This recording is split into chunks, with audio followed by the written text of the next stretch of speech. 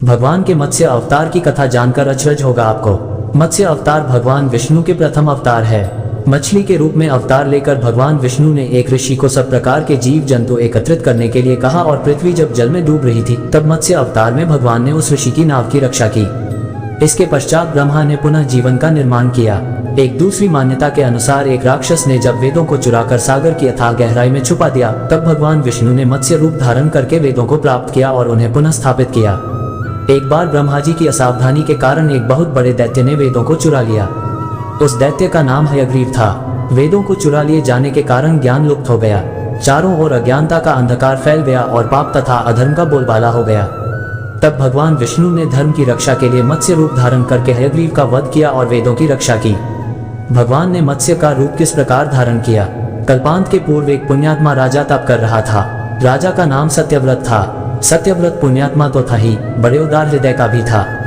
प्रभात का समय था, सूर्योदय हो चुका था। सत्यव्रत कृतमाला नदी में स्नान कर रहा था। उसने स्नान करने के पश्चात जब तर्पण के लिए अंजलि में जल लिया तो अंजलि में जल के साथ एक छोटी सी मछली भी आ गई। सत्यव्रत ने मछली को नदी के जल में छोड़ दिया।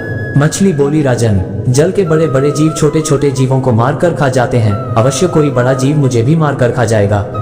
कृपा करके मेरे प्राणों की रक्षा कीजिए। सत्यव्रत के हृदय में दया उत्पन्न हो उठी। उसने मछली को जल से भरे हुए अपने कमंडलू में डाल लिया। तभी एक आश्चर्यजनक घटना घटी। एक रात में मछली का शरीर इतना बढ़ गया कि कमंडलू उसके रहने के लिए छोटा पड़ने लगा। दूसरे दिन मछली सत्यव्रत से बोली, राजन, मेरे रहने के लिए कोई दूसरा स्थान ढूंढिए, क्योंकि मेरा शरीर बढ़ गया है। मुझे घूमने फिरने में बड़ा कष्ट होता है। सत्यव्रत ने मछली को कमंडलू से निकालकर पानी से भरे हुए मटके में रख दिया। यहाँ भी मछली का शरीर रात भर में ही मटके में इतना बढ़ गया कि मटका भी उसके रहने के लिए छोटा पड़ गया। दूसरे दिन मछली पुनः सत्यव्रत से बोली, राजन, मेरे रहने के लिए कहीं और प्रबंध कीजिए, क्योंकि मटका भी मेरे रहने के लिए छोटा पड़ रहा है। तब सत्यव्रत ने मछली को निकालकर एक सरोवर में डाल किया, किंतु सरोवर भी मछली के लिए छोटा पड़ गया। इसके बाद सत्यव्रत ने मछली को नदी और फिर उसके बाद समुद्र में डाल दिया। आश्चर्य, समुद्र में भी मछली का शरीर इतना अधिक बढ़ गया कि मछली के रहने के लिए वह छोटा पड़ गया। अतः मछली पुनः सत्यव्रत से बोली, राजन, ये समुद्र भी मेरे रहने के लिए उपयुक्त नहीं है। मेरे रहने की व्यवस्था कहीं और कीजिए। अब सत्यव्रत विस्मित हो उठा। उसने आज तक ऐसी मछली कभी नहीं देखी थी। वह विस्मय भरे स्वर में बोला, मेरी बुद्धि को विस्मय के सागर में डुबो देने वाले आप कौन हैं?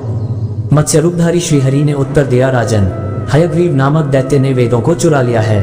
जगत में चारों ओर अज्ञान और अधर्म का अंधकार फैला हुआ है। मैंने हयग्रीव को मारने के लिए ही मत्स्य का रूप धारण किया है।